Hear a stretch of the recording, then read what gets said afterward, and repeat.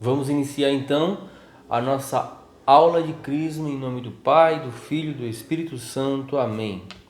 Ave Maria, cheia de graça, o Senhor é convosco. Bendita sois vós entre as mulheres, bendito é o fruto do vosso ventre, Jesus. Santa Maria, Mãe de Deus, rogai por nós, pecadores, agora e na hora de nossa morte. Amém. Em nome do Pai, do Filho e do Espírito Santo. Amém. Então, gente, nós vamos agora dar início a mais uma aula de Crisma. E eu não sei se vocês conseguem perceber o que nós estamos fazendo, mas aula a aula de Crisma nós estamos passando as bases da fé. As bases da fé que são a oração do creio em Deus Pai que nós rezamos. E é creio em Deus Pai Todo-Poderoso, Criador do céu e Criador da terra, Criador do mundo visível e do mundo invisível. Nós já passamos isso. E aí depois veio Lucas e passou para nós sobre Jesus. E o creio nos fala sobre, basicamente, a história inteira de Jesus é contada no creio. Creio em Jesus Cristo, seu único Filho, nosso Senhor, que foi concebido pelo poder do Espírito Santo, nasceu da Virgem Maria, padeceu sob Pôncio Pilatos, até ressurreição lá e vir para julgar os vivos e os mortos. Ele passou por todos esses pontos. E muito bem passado, muito bem explicado, né? Ponto por ponto, até que nós chegamos na aula de hoje. A aula de hoje está no meio das verdades de fé que falam sobre Jesus, sobre a vida de Jesus, que é nascido, concebido pelo poder do Espírito Santo, nascido da Virgem Maria. Nós vamos então hoje falar sobre a Virgem Maria, que é a figura depois de Jesus mais importante depois de Deus, é Nossa Senhora para nós católicos.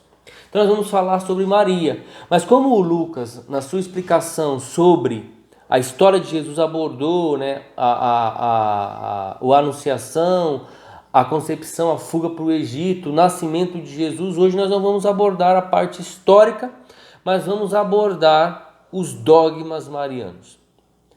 Nós vamos hoje falar sobre aquilo que nós católicos temos como fé sobre Maria, fé obrigatória. E aí, para explicar para vocês os dogmas marianos, vocês têm que entender primeiro o que são dogmas. A palavra dogma é uma palavra com origem no grego, que significa o que se pensa ser verdade. É uma verdade absoluta, definitiva, imutável, infalível e inquestionável. Quando a igreja declara um dogma, ele é imutável, ele é absoluta verdade, ele é infalível e ele é inquestionável. Um dogma é uma verdade e Jesus Cristo é a verdade. Ele diz isso para nós no Evangelho de São João, no capítulo 14, versículo 6. Ele diz para nós: eu sou o caminho, eu sou a verdade, eu sou a vida. Jesus é a verdade. E a igreja declara uma coisa como verdade para que nós creiamos. Por quê? Porque se nós não acreditamos, ou melhor, nós rompemos, nós declaramos, eu não acredito nisso que a igreja diz sobre tal coisa, como dogma de fé, nós rompemos com a igreja. Não só uma dúvida qualquer. Nós podemos até investigar um dogma para entender aquilo que a igreja nos diz como verdade e nós vamos conseguir chegar. O problema é que nós questionarmos ao ponto de duvidar. Então aí nós quebramos com a igreja. Nós temos que entender então que o dogma é uma verdade de fé. Uma verdade que é declarada por quem? Só pela igreja. O Catecismo da Igreja Católica no número 88 diz: o magistério da igreja empenha plenamente a autoridade que recebeu de Cristo quando define dogmas, isto é, quando utilizando uma forma que obriga o povo cristão a uma adesão irrevogável de fé, propõe verdades contidas na revelação divina. Então, só a igreja declara dogmas. Eu, cristão, batizado, piedoso, crente, que lei, posso declarar um dogma? Não. Jesus disse isso. O Lucas explicou isso na aula da semana passada, ela está lá em Mateus, no capítulo 16, no versículo 18. Jesus não disse aquela frase para todos, ele para Pedro, junto com o colégio dos apóstolos, que vai se tornar o Papa, que é Pedro, junto com o colégio dos bispos, que são os apóstolos. Jesus diz assim: eu te digo, tu és Pedro, e sob esta pedra eu construirei a minha igreja, e as portas do inferno jamais prevalecerão sobre ela. Aí ele diz assim: tudo que tu ligares na terra será ligado no céu. Tudo que tu desligares na terra será desligado no céu. E aí ele diz assim: eu te darei as chaves do reino dos céus. Nós temos que entender, Jesus dá a chave para Pedro. para a igreja, para que ela ligue, para que ela abra, para que ela tenha essa possibilidade de abrir, falar para a igreja, ó, eu estou ligando este dogma agora, vou dizendo, isso é verdade, então automaticamente pela promessa de Jesus Cristo, isso está ligado no céu. Então a igreja declara junto com Pedro e o colégio dos bispos num pronunciamento que ele diga, isso é uma obrigação. E aí as pessoas vão dizer, acreditando em várias coisas que são ditas por aí hoje, que a igreja inventa dogmas, coisas que não existiam. A igreja diz, isso é um dogma agora, vocês têm que acreditar. Não, isso é mentira. O dogma, e eu vou mostrar isso nos dogmas marianos, é uma coisa que a igreja sempre acreditou. A igreja sempre acreditou em algumas coisas e chega uma época da história que as pessoas começam a questionar aquilo. Chegou uma época na história que as pessoas dizem assim, não, Jesus não é Deus. Então a igreja tem que declarar como dogma, sim, Jesus é Deus. Aí as pessoas vão dizer, mas Jesus é um humano qualquer, ou Jesus é só Deus, Jesus não se encarnou, e a igreja vem e declara como dogma, sim, ele se encarnou no seio da Virgem Maria. Jesus não ressuscitou, aí a igreja vem e declara como dogma, sim, ressuscitou em corpo e alma. Então, corpo, sangue, alma e divindade. Então aqui é um dogma, é uma coisa que a igreja sempre acreditou, que as pessoas começaram a duvidar, então a igreja declara que aquilo é dogma. Você acredita, se você que for católico, você acredita como um pai que diz para um filho, filho, você tem essas dezenas de possibilidades, está tudo bem, agora aqui na nossa casa, tal coisa você tem que fazer. Ou ele diz, filho, pessoa boa não faz isso ou não faz aquilo, ou faz isso e faz aquilo, isso é o limite que a igreja dá. Fala, se você sair desse limite, você pulou fora do barco. Você saiu da igreja de Jesus Cristo. Você saiu da igreja católica. Então o dogma é um dogma, é uma verdade de fé que é declarado pela igreja. A igreja se posiciona como dizendo, isso é verdade, você tem que acreditar, e não é inventado pela igreja numa época da história. Não, a igreja declara um dogma porque isso é uma verdade que foi sempre acreditada pela igreja, santa, pelos santos da igreja, pelos doutores da igreja, ela declara o dogma que nós não podemos duvidar. Sobre Maria existem quantos dogmas? Dezenas? Milhares? Não, existem 4 dogmas só de Maria. Eu não vou falar os dogmas na ordem que eles foram proclamados, eu vou falar na ordem da vida de Maria. Então existe o dogma da Imaculada Conceição, existe o dogma de Maria, Mãe de Deus, existe o dogma da Virgindade Perpétua e existe o dogma da Assunção de Maria. Então nós vamos falar sobre estes 4 dogmas. Então agora nós vamos falar sobre o dogma da Imaculada Conceição. O dogma da Imaculada Conceição é um dogma que foi declarado em 1854 pelo Papa Pio IX na bula Ineffabilis Deus. Então o dogma da Imaculada foi declarado em 1854. E o dogma diz assim: declaramos, pronunciamos e definimos que a doutrina que sustenta que a Santíssima Virgem Maria, no primeiro instante de sua conceição, foi por singular graça e privilégio de Deus Onipotente, em previsão dos méritos de Jesus Cristo, Salvador do gênero humano, preservada e imune de toda mancha de culpa original. Então aqui está o dogma. O dogma aqui diz para nós o quê? Que Maria foi concebida sem pecado. A Imaculada Conceição é que Maria foi concebida sem pecado. O que quer dizer isso para nós? Quer dizer para nós que no momento que a mãe e o pai de Nossa Senhora, que é Santa Ana e São Joaquim, se uniram em um ato conjugal, lá na hora que o espermatozoide foi se unir ao óvulo, neste momento Deus tirou o pecado original. O pecado que vem para toda a humanidade por Eva. Eva foi concebida sem pecado lá no paraíso. Porém Eva pecou, como nós já estudamos, e assim ela foi castigada e eles perderam uma série de privilégios a passar a graça aos seus filhos, os filhos de Adão e Eva, e nós e todos os outros nasceram já no pecado original, já dentro do pecado original, passando, e esse pecado original Deus vem e põe a alma, mas o pecado original é transmitido pelos pais, como Eva transmitiu para Caim e Abel e foi transmitido para toda a civilização. O homem já nasce com o pecado. No momento que Maria foi concebida, Deus tirou. E Deus não tirou por mérito de Maria ainda. Deus tirou por mérito de Jesus. É isso que diz o dogma que nós acabamos de ler aqui. Em previsão dos méritos de Jesus Cristo. Jesus Cristo veio para salvar a humanidade e Deus usou do mérito da salvação que Jesus ia conseguir para poder conceber Maria sem pecado. E diz aqui São Pio X, no Catecismo Maior, no Catecismo de São Pio X é de 1900 e no começo do século 20, né, de 1900, ele diz assim: ela, como ensina a fé, por singular privilégio em vista dos merecimentos de Jesus Cristo Redentor, foi santificada pela divina graça desde o primeiro instante que foi concebida, e assim preservada e isenta da culpa original.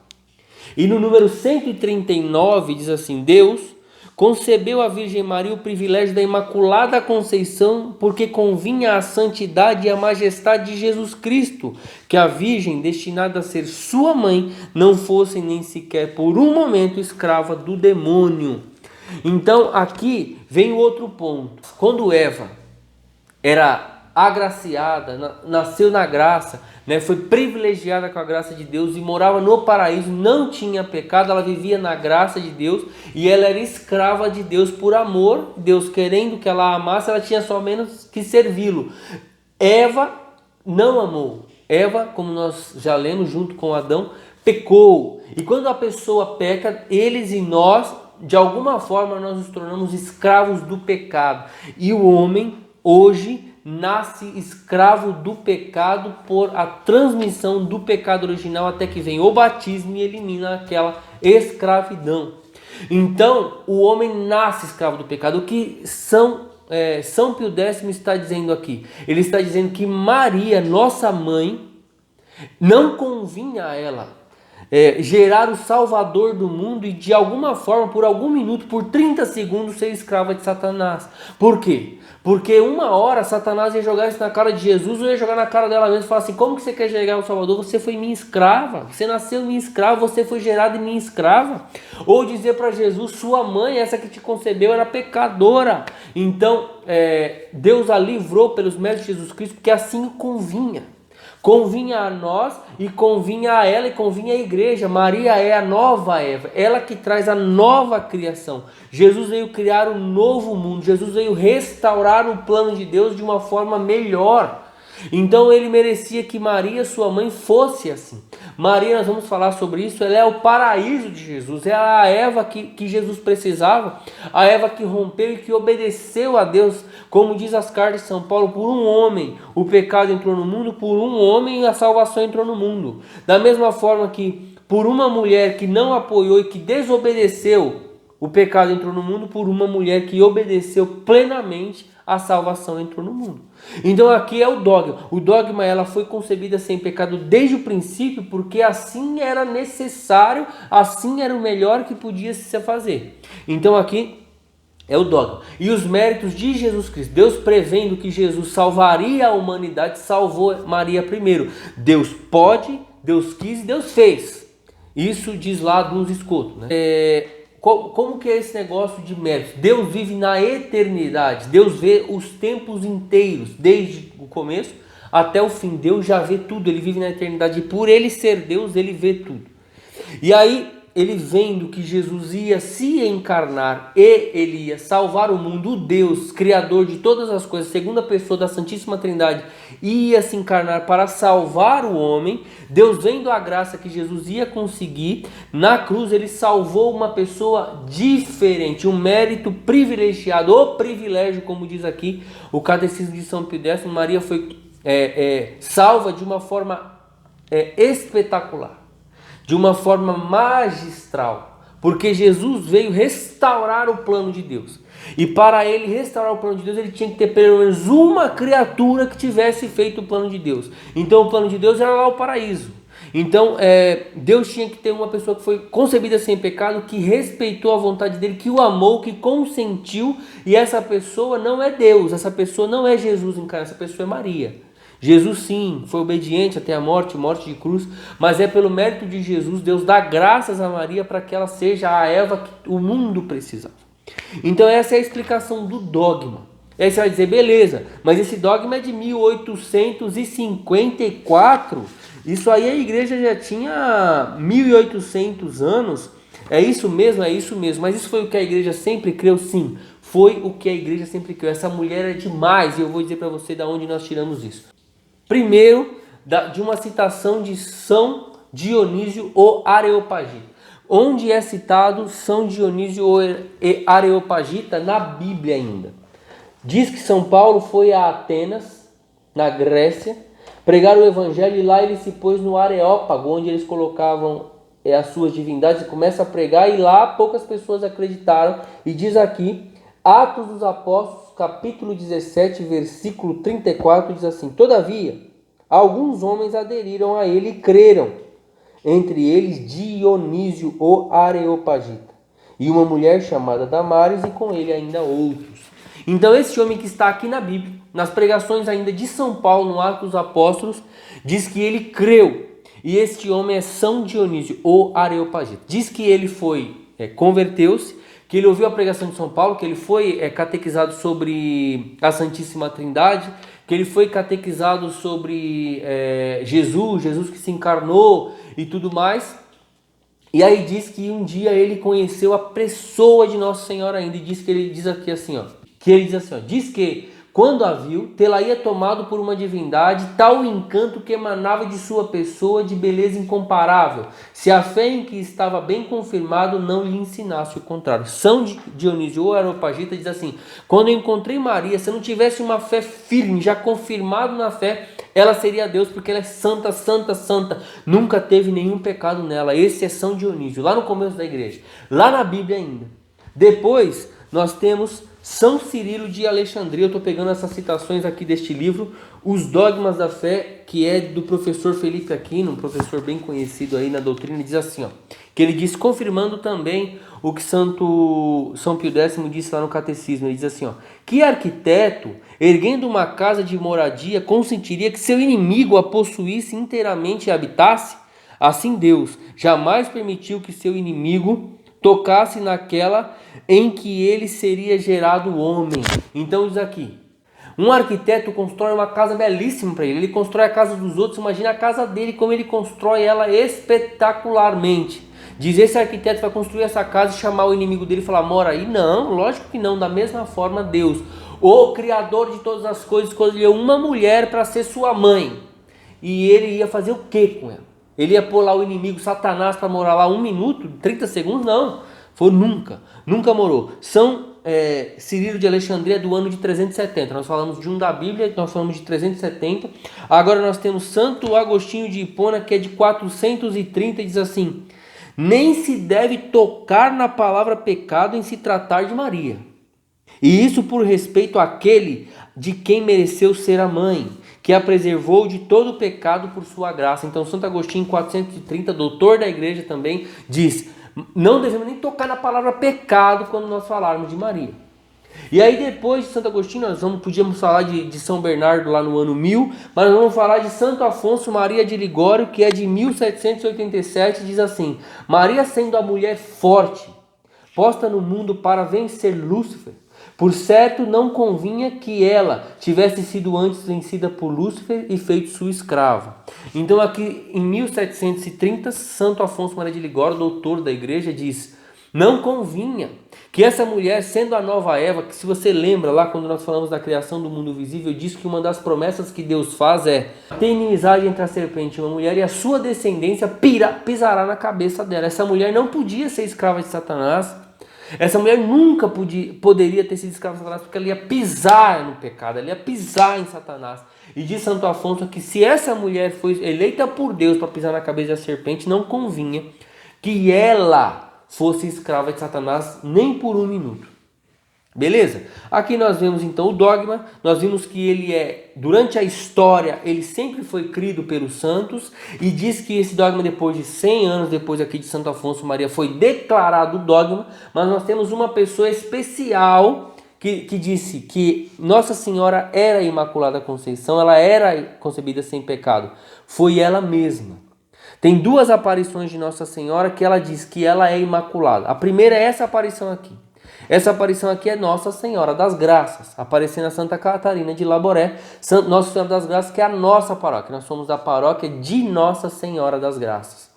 Diz que em 27 de novembro de 1830, isso quer dizer 24 anos antes da proclamação do dogma, Nossa Senhora apareceu a essa mocinha que era uma freira chamada que era Catarina, e é Santa Catarina de Laboré.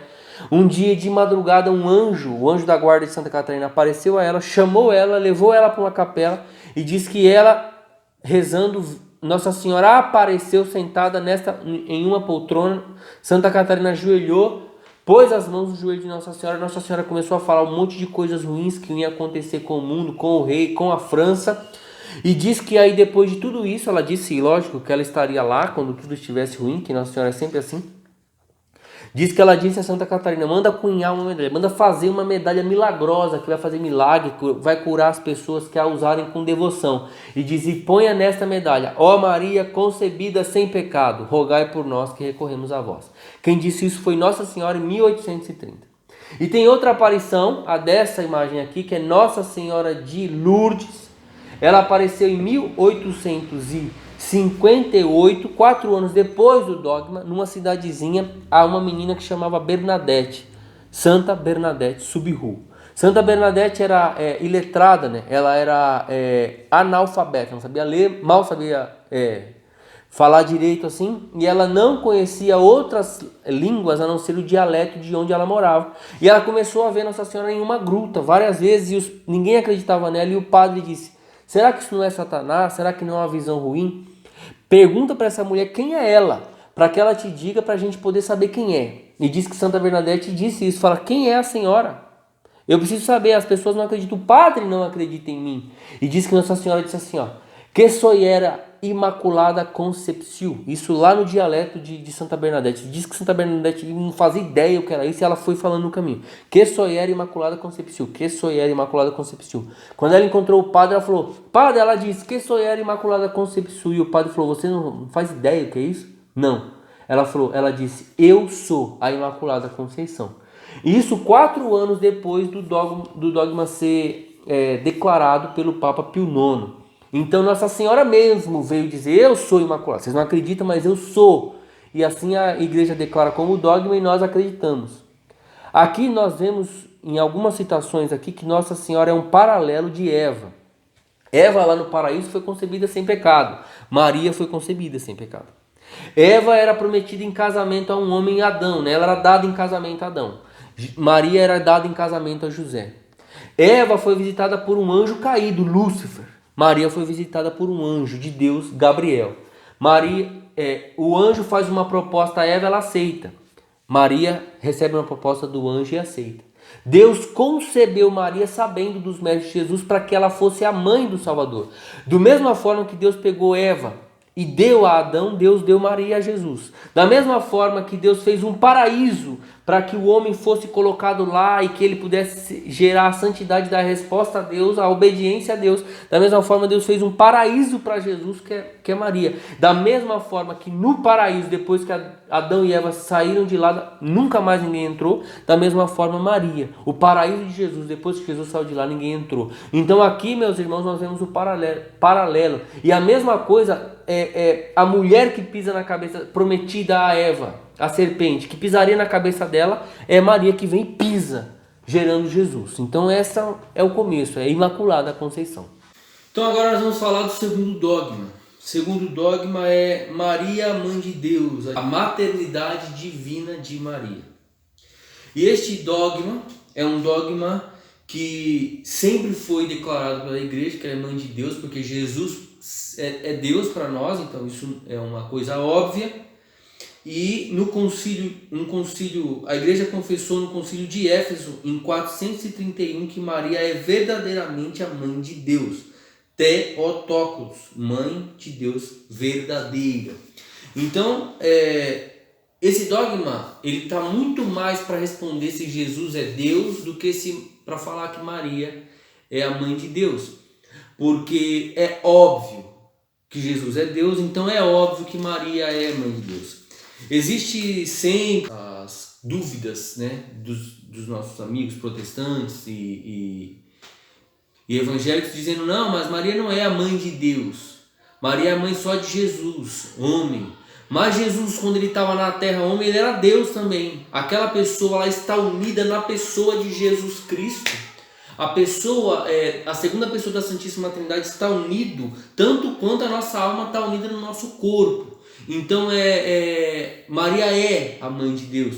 E nós temos que acreditar nisso, tanto que a igreja nos ensina a rezar a Ave Maria, que nós rezamos: Ave Maria, cheia de graça, o Senhor é convosco, bendita sois vós entre as mulheres, bendito é o fruto do vosso ventre, Jesus. Santa Maria, Mãe de Deus.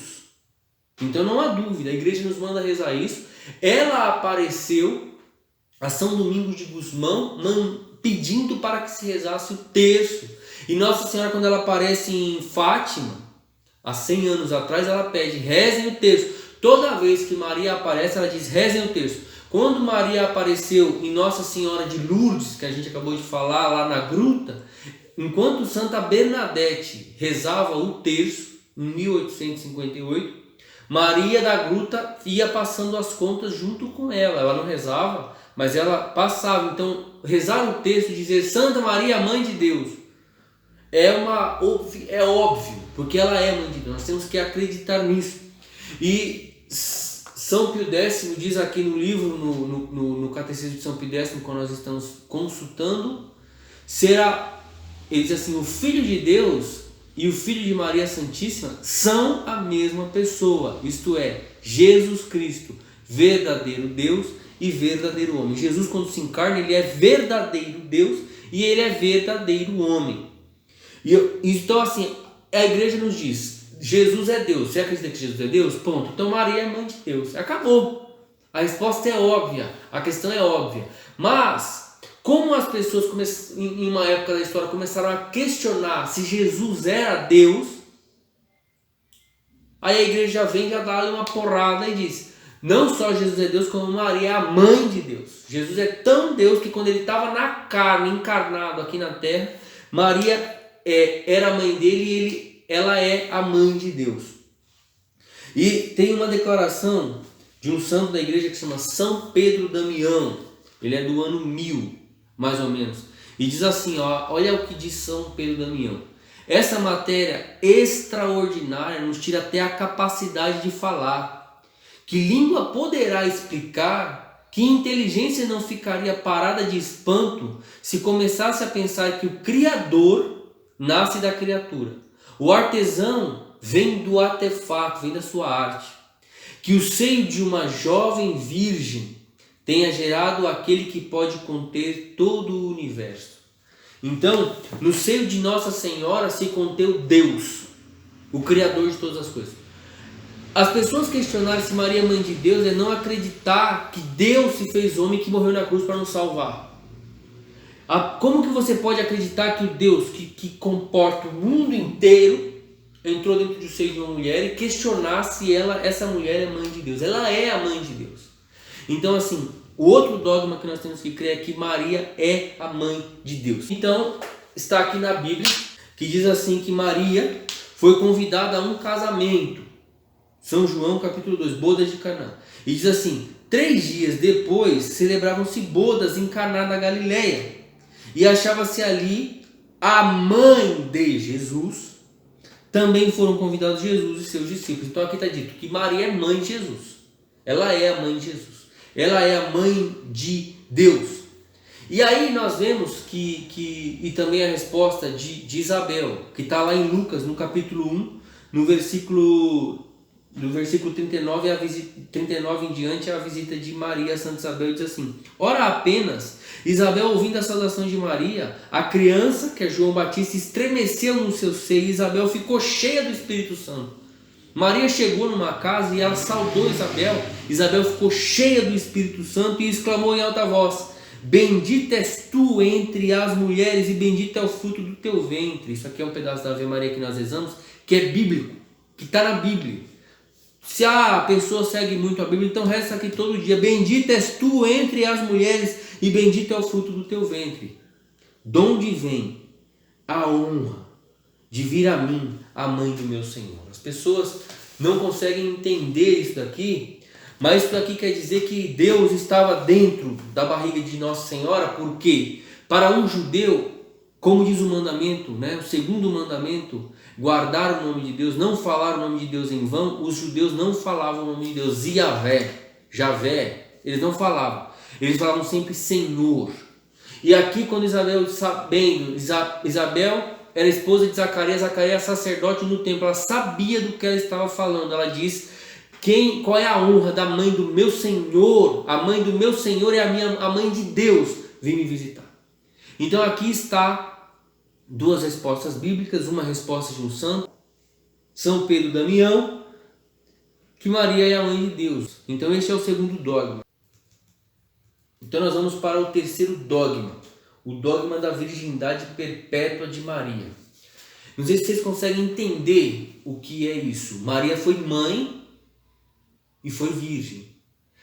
O dogma, para nós entendermos, eu vou ler, ele é de 649, esse dogma já tinha sido declarado no Concílio Regional de Latrão, que disse, e olha como é forte isso aqui: se alguém, segundo os santos padres, não confessa que própria e verdadeiramente é mãe de Deus, a santa e sempre virgem imaculada Maria, já que concebeu nos últimos tempos sem sêmen do Espírito Santo o próprio Deus Verbo, e que deu à luz sem corrupção, permanecendo a sua virgindade indissolúvel, mesmo depois do parto, seja anátema. Anátema quer dizer excomungado, fique fora da igreja. Exatamente isso, você é anátema, você quebrou com a igreja, você não está mais dentro do dogma, você não aceita mais um dogma. Em 649, no Concílio Regional de Latrão, e o Papa Paulo IV, em 1555, apresentou a perpétua virgindade de Maria entre os temas fundamentais da fé, dizendo assim: a bem-aventurada Virgem Maria foi verdadeira mãe de Deus e guardou sempre íntegra a virgindade, antes do parto, no parto e constantemente depois do parto. Então aqui nós vemos que a igreja declarou lá em 640 e declara depois. Então aqui a igreja declara que Maria foi sempre virgem, e isso que para nós é uma coisa espetacular, você dizer que uma pessoa ficou virgem a vida inteira, como hoje, graças a Deus, ainda temos irmãs, freiras e pessoas que fazem voto de celibato na igreja até hoje. Mas como a gente vive numa sociedade muito suja, é difícil a pessoa acreditar que ela foi virgem a vida inteira. E aqui diz que Maria foi virgem, antes, durante e depois do parto. Que ela concebeu virginalmente, ela concebeu pelo Espírito Santo, isso está escrito na Bíblia. Nós vamos ler daqui a pouco. E ela foi virgem durante o parto. Jesus saiu e ela era virgem, ficou virgem. Como diz aqui o dogma. E que deu à luz sem corrupção, permanecendo a sua virgindade indissolúvel. Ela deu à luz sem corrupção. Então aqui, beleza, nós temos duas citações do concílio e do Papa Paulo IV, dizendo que Maria é virgem. Quase 1000 anos de diferença um do outro. Mas aí você fala assim, mas essa é dura de engolir, hein? Será que a igreja sempre acreditou nisso? Sempre acreditou nisso. Diz Santo Irineu de Lyon, ele é um santo do ano de 180. Jesus, ele ficou na terra até o ano 33. Esse aqui é 180, então a igreja tinha mais ou menos 150 anos, vamos dizer assim. Diz assim, como por uma virgem desobediente foi o homem ferido e caiu e morreu, assim também por meio de uma virgem obediente à palavra de Deus o homem recobrou a vida. Era justo e necessário que Adão fosse restaurado em Cristo e que Eva fosse restaurada em Maria, a fim de que uma virgem, feita advogada de uma virgem, apagasse e abolisse por sua obediência virginal a desobediência da outra virgem. Então aqui ele está dizendo assim, que essa virgem, pela sua virgindade ter sido mantida, a sua obediência ter sido mantida, ele a quebrou com aquilo que fez a outra virgem, né? E diz também Santo Efrem, aqui no ano de 370, diz assim: virgem que gerou a luz, sem ficar com nenhum sinal, como a outrora a sarça de Moisés, que ardia em fogo sem se consumir. Diz assim, como isso? Mas como a sarça, quando Moisés vai lá e vê Deus queimando fogo numa árvore e a árvore não se consumir, não se destruir, ele fala assim: como eu posso acreditar que aquela árvore não se consumiu e não acreditar que Deus passou pelo corpo de Maria sem ela sofrer um arranhão? Aí nós temos que lembrar lá dos castigos, né? De Adão e Eva. Você vai sofrer dores de parto, vai ser difícil. Maria não sofreu porque ela era virgem, santa e imaculada. Ela não tinha nenhum pecado. E diz Santo Agostinho, confirmando e dando força para o dogma, em 430, nós falamos de 180, de 330, de 600, de 1000, dizendo assim: Maria foi virgem antes, durante e depois do parto. Embora sem contato com o varão, concebeu intacta e sempre intacta permaneceu, concebeu virgem, dando à luz virgem, virgem morrendo, embora fosse desposada com o carpinteiro, extinguiu todo o orgulho da nobreza carnal, e ainda uma virgem concebe, virgem leva o fruto, uma virgem dá à luz e permanece perpetuamente virgem. Santo Agostinho diz isso em 430, que Maria foi sempre virgem. Essa é a fé da igreja. Sempre foi a fé da igreja. Esse é o dogma. Não tem esses questionamentos das outras igrejas. Isso para nós é balela. Maria foi sempre virgem. Maria foi sempre virgem antes. Isso nós já falamos sobre isso, né? Mas a Bíblia mesmo nos relata que Maria foi virgem antes. Uma profecia de Isaías. Isaías viveu 700 anos antes de Cristo e ele diz assim, ouve, casa de Davi, não vos basta fatigar a paciência dos homens, pretendem cansar também o meu Deus? Por isso, o próprio Senhor vos dará um sinal. Uma virgem conceberá e dará à luz um filho e o chamará Deus conosco. A palavra Deus conosco significa Emanuel. E aí nós passamos lá para o Evangelho de São Lucas, no capítulo 26, que começa a anunciação, o anjo aparece para Maria. E aí diz assim, no 6º mês o anjo Gabriel foi enviado por Deus a uma cidade da Galiléia chamada Nazaré, a uma virgem desposada com um homem que se chamava José. Está escrito na Bíblia isso. Ela era virgem. Virgem antes, né? Virgem durante.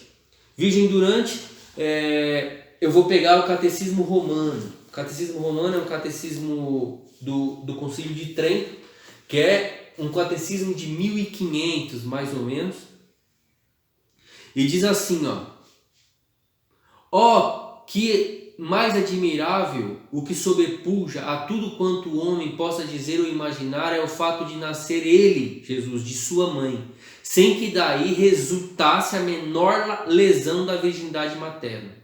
Assim como mais tarde saiu do sepulcro fechado e selado, assim como entrou para junto de seus discípulos apesar das portas fechadas, assim como na observação diária da natureza, vemos raios solares atravessarem um vidro compacto, sem o quebrar e sem lhe fazer o menor estrago, assim também, de maneira mais sublime, nasceu Jesus Cristo do seio de sua mãe, sem nenhum dano para a integridade materna. É, pois, com os mais justos louvores que em Maria enaltecemos sua virgindade perpétua e intemerata. Operado foi este milagre pela virtude do Espírito Santo, de tal modo assistiu a mãe na conceição e no nascimento do filho que, dando-lhe fecundidade, lhe conservou totalmente a virgindade. E continua também aqui o catecismo dizendo assim: por ter dado crédito à serpente, Eva acarretou maldição e morte ao gênero humano. Maria, acreditando nas palavras do anjo, obteve que aos homens viesse novamente bênção e vida. Por culpa de Eva, nascemos filhos da ira. Por Maria, recebemos Jesus Cristo, que nos fez renascer como filhos da graça. A Eva foi dito, em dores dará à luz aos teus filhos. Maria ficou isenta dessa lei, conservando a integridade de sua virginal pureza. Como dizíamos há pouco, Maria deu à luz a Jesus, Filho de Deus, sem sofrer dor em espécie alguma. Então aqui, ressaltando o que eu tinha dito, Maria é o paraíso de Jesus intacto. Nunca. Antes, virgindade, Bíblia, catecismo. Durante, aqui catecismo romano, né? E depois, ela nunca teve relações. A igreja sempre disse isso. E isso é dito de diversas formas por diversos santos. Aqui eu pego um livro espetacular sobre Maria. Esse livro aqui chama Glórias de Maria, de Santo Afonso Maria de Ligório. Como eu disse, ele é de 1700. E Maria Quando era criança, foi consagrada no templo por ser uma criança espetacular, e diz que aconteceu isso aqui. Ofereceu-se toda a Deus, toda sem reserva de coisa alguma, oferecendo-lhe todas as potências e todos os sentidos, toda a mente e todo o coração, toda a alma e todo o corpo, pois foi então como pretendem que para agradar a Deus fez voto de virgindade, voto que Maria foi a primeira a fazer. Ela fez isso pelo Salvador. Maria fez voto de virgindade pelo Salvador. Então, Maria foi virgem antes, durante e depois do parto. Isso porque ela era imaculada, ela era toda santa, ela sempre correspondeu a Deus. Ela era imaculada, ela é mãe de Deus, ela gerou Jesus no seu ventre. Como ela podia depois se render àquilo que nós nos rendemos? Não, ela não se rendeu. E ainda digo mais, esse voto que diz aqui Santo Afonso Maria de Ligório que Maria teve, que ela fez, é comprovado no Evangelho, lá no Evangelho de São Lucas, quando o anjo, ela é prometida em casamento. Prometida em casamento é como se ela já tivesse se casado. E diz que o anjo apareceu e falou assim: você dará a luz. E ela diz: como tu fará isso se eu não conheço o homem? O Lucas explicou isso. Ela dizer que não conhece o homem, pensa numa menina que está prestes a se casar, alguém fala: ó, você vai ficar grávida. Ela vai dizer o quê? Beleza, vai acontecer, porque eu vou casar. Como que uma pessoa que vai se casar diz: não, isso não vai acontecer? Isso é prova de que ela nunca ia ter relações sexuais, era um voto que ela tinha já com São José. Maria é virgem antes, durante e depois do parto. Este é o terceiro dogma. E agora nós vamos para o último dogma, o dogma da Assunção ao céu. O dogma da Assunção ao céu foi declarado em 1950, se não me engano esse é o último dogma que a igreja declarou.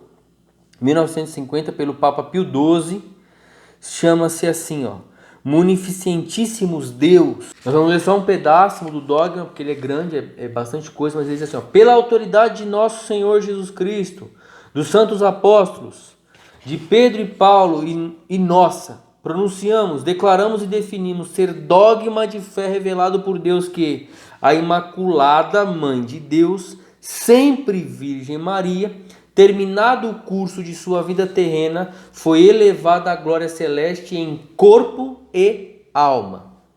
Eu não sei se as pessoas conseguem entender isso, mas Nossa Senhora foi elevada ao corpo e está no céu, não como nós vamos para o céu, ou como as pessoas que morrem vão com as suas almas para o céu. O dogma da Assunção de Nossa Senhora quer dizer que ela foi para o céu com esse corpo aqui, se transformou num corpo glorioso e foi levado ao céu. Esse corpo de Maria não se corrompeu.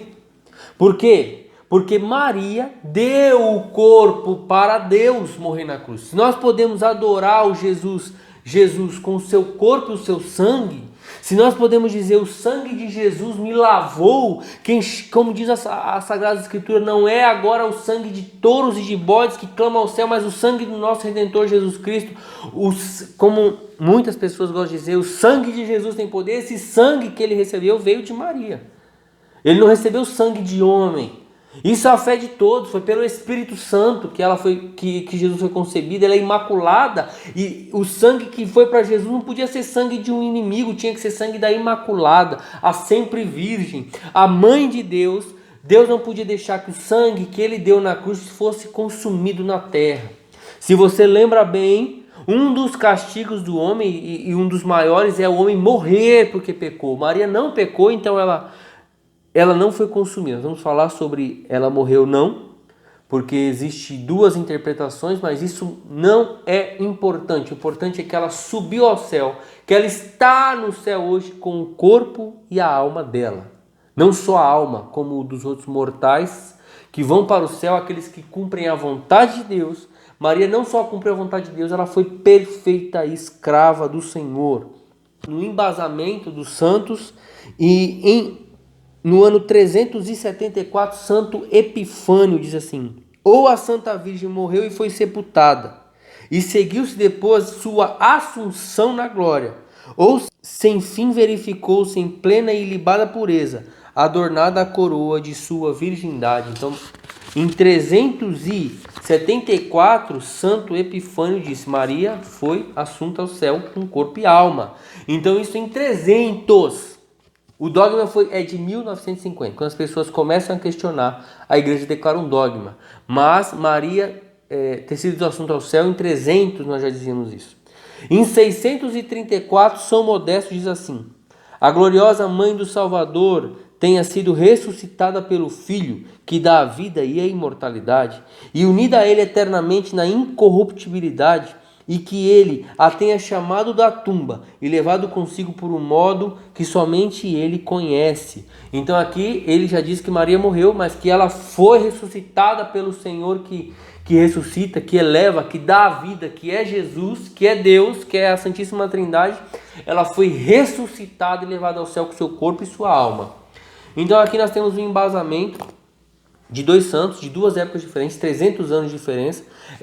Maria foi assunta ao céu, 300 anos depois Santo Epifânio, e 300 anos depois São Modesto diz, e aqui São Pio X diz no catecismo que nós estamos lendo, no número 175 sobre as festas, diz assim: com a alma de Maria foi levado ao céu também o seu corpo. E no número 177 diz: a Virgem Maria foi exaltada no céu acima de todas as criaturas, porque é mãe de Deus e é de todas as criaturas a mais humilde e a mais santa. Então, pela santidade de Maria, ela foi elevada ao céu e lá ela foi colocada como rainha do céu e da terra. E nós temos que acreditar nisso, porque isso é um dogma de fé. Maria foi, e Deus não podia. Existem duas vertentes, diz uma que Maria morreu e outra que ela não morreu, que ela não morreu porque a morte seria o castigo. Mas existe uma outra vertente na igreja que diz Maria morreu porque ela quis, que na hora da sua morte ela escolheu: eu quero morrer porque meu filho morreu. Se ele morreu, ele sendo Deus, eu vou morrer. Então outra que diz que Maria morreu. Mas as duas, se ela foi automaticamente transformada viva num corpo celestial, com esse corpo sendo um corpo incorruptível levado ao céu, ou se ela morreu e Deus a ressuscitou dos mortos e a levou ao céu, São Luís Maria Grimond de Montfort, lá na sua meditação do texto, diz que a ressurreição e a assunção de Maria é o que aconteceu. Então ele acredita na ressurreição, que é o que a grande maioria dos santos acredita. São Luís é de 1700 também. Mas agora eu vou ler para vocês, para encerrar essa aula, um relato do livro As Glórias de Maria, de Santo Afonso Maria de Ligório, onde ele conta um relato, que é algumas visões de santos e outras reflexões dele e a fé da igreja, dizendo sobre a Assunção de Nossa Senhora, para encerrar a aula, para que nós possamos meditar sobre isso. Diz que Maria ficou depois da morte de Jesus uns 14, 15 anos viva ainda. E diz que ela rezava a Deus dizendo: Senhor, não aguento mais. Estou com saudade, meu coração arde de amor. Imagina, nós amamos Jesus, imagina o tanto que Maria amava Jesus. Um amor infinito, né? Incondicional. Deu ele por amor a nós e deu a vida dela por amor a ele. Então, o amor dela era infinito e ela pedia. Então começa assim a narração no livro Glórias de Maria, dizendo assim, que o Senhor, alguns dias antes da morte de Maria, lhe mandou de novo o anjo Gabriel, o mesmo que havia um tempo lhe levar o aviso de ser a mulher bendita e escolhida por mãe de Deus. E disse: minha Senhora e Rainha, disse o anjo, Deus já atendeu os vossos santos desejos, mandou-me dizer-vos que vos preparais para deixar a terra, porque ele vos quer consigo no paraíso. Vinde, pois, tomar posse do vosso reino, enquanto te aguardamos, eu e todos os santos cidadãos. Eis de novo, respondeu Maria, a escrava do Senhor. Ele, por sua mera bondade, me escolheu e fez sua mãe, agora me chama ao paraíso. Eu não mereceria nem aquela, nem esta honra, mas já que ele quer em mim mostrar a sua infinita liberalidade, eis-me pronta a ir onde ele quer. Eis a escrava do Senhor. Seja sempre em mim cumprida a vontade do meu Senhor e do meu Deus. Depois de ter recebido esse querido aviso, comunicou a São João, o qual podemos nós imaginar com que dor e ternura terá ouvido essa nova. Ele que, por tantos anos, assistindo-a como filho, havia já gozado o trato celeste com essa Santíssima Mãe. Os apóstolos e também parte dos discípulos encontravam-se desde todos os cantos da terra diverso, por onde estavam dispersos, pelo seu anjo da guarda, foram avisados e reunidos todos no quarto de Maria, donde, vendo reunidos seus queridos filhos à sua presença, assim pôs-se a falar: Meus amados, por vosso amor e por ajudar-vos, o meu filho me deixou. Agora já a santa fé se espalhou pelo mundo, já o fruto da divina semente está crescido. Por isso, vendo o meu Senhor, que não é mais necessária na terra minha assistência, e compadecendo-se das dores da minha distância, atendeu o meu desejo de partir dessa vida e de ir vê-lo no céu. Ficai-vos, portanto, a lutar pela glória. Então, chorando, disseram: Então, ó Maria, já nos quereis deixar? É verdade que esta terra não é lugar digno e próprio para vós, nem tampouco somos nós dignos de gozar da companhia de uma mãe tão santa. Mas recordai-vos que sois a nossa mãe. Foste até agora a nossa mestra nas dúvidas, a consoladora nas angústias, a nossa fortaleza nas perseguições. E como quereis agora nos abandonar?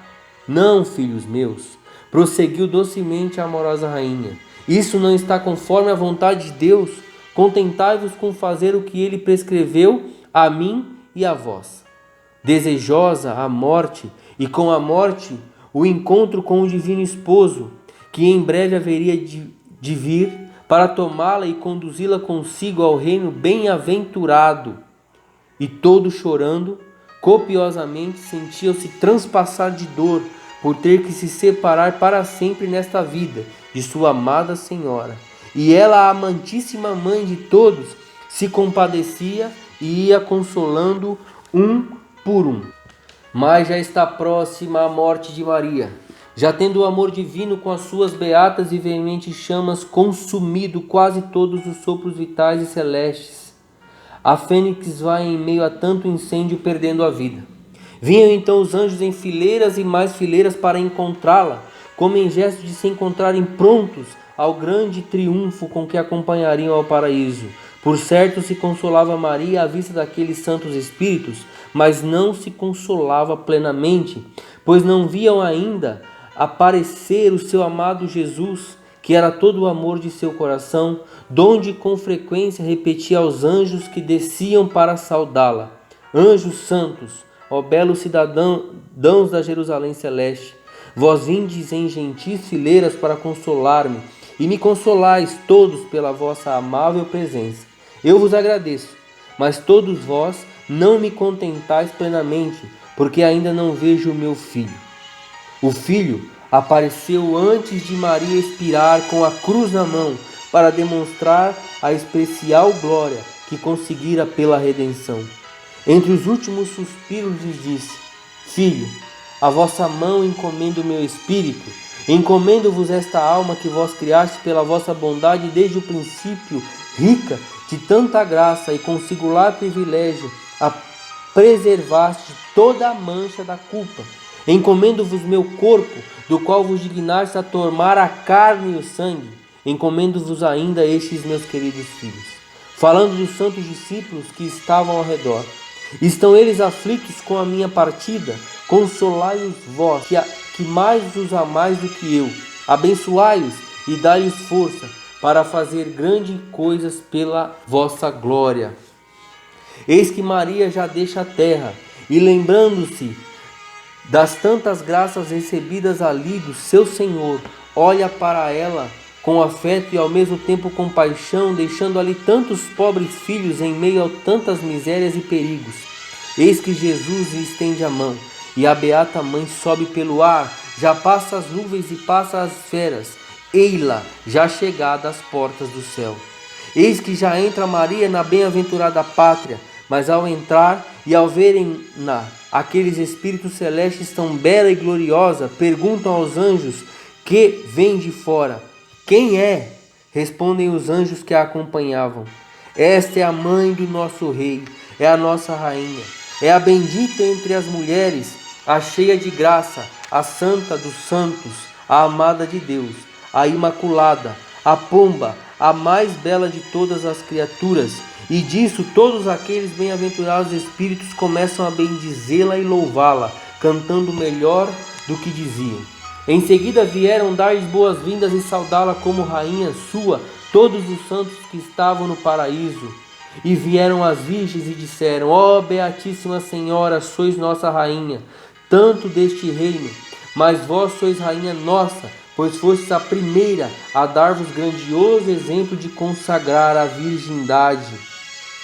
Depois vem São Tiago, o único apóstolo que se encontrava então no paraíso, para agradecer por parte de todos os apóstolos, por todo o conforto e auxílio que lhe dera ainda na terra.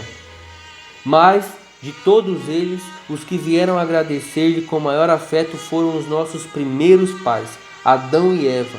E disseram: ah, filha amada, diziam esses, vós reparastes o dano feito por nós ao gênero humano, vós obtivestes ao mundo a bênção por nós perdida, por culpa nossa.